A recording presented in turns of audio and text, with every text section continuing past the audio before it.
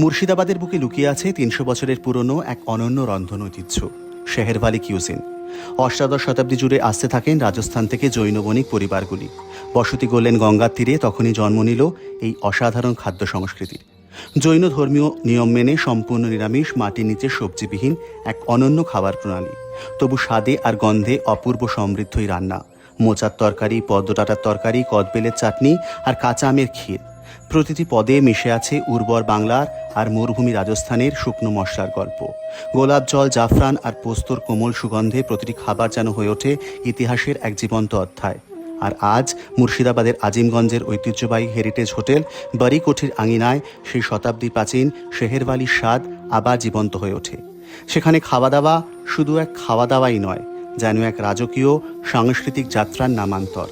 এই তো আমাদের বাংলার ইতিহাস, বাড়িকোঠির আঙিনায় শেহেরওয়ালি কিউজিনের ইতিহাস।